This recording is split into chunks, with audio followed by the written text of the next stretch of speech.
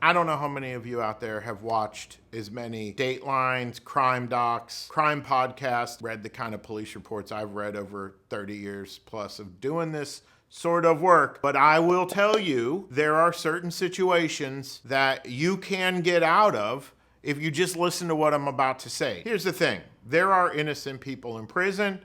And some of those innocent people in prison, they got themselves into prison by sitting in an interrogation room and saying things to law enforcement and detectives that turned out not to be true. We have something called false confessions. It's a real thing. False confessions happen all the time. The DNA can come back 20 years later, and all of a sudden, a person that confessed to a rape or a murder actually didn't commit the rape or murder. But detectives are very good at questioning. Detectives are very good at getting the answers that they want. Even ChatGPT will sometimes give you the answers that you want rather than give you the truth. Human beings are a little bit like that. Sometimes we will tell people what they want to hear if we get beat down enough, and especially when you're dealing with well-trained law enforcement that maybe they've got their mind made up as to what happened and they're just looking for you to say things rather than looking for the truth. I get that. It happens. Here's how to avoid it.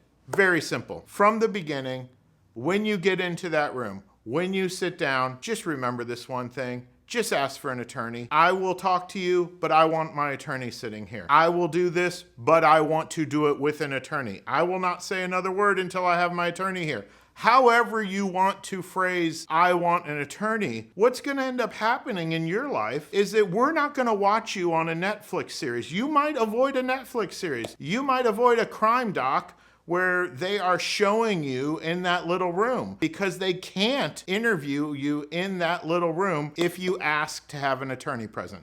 That's my 2 cents. That works in the state of Florida. That works throughout the United States because we have a constitution that permits you to have representation when you're questioned by the government. Keep that in mind, and I wish you luck out there.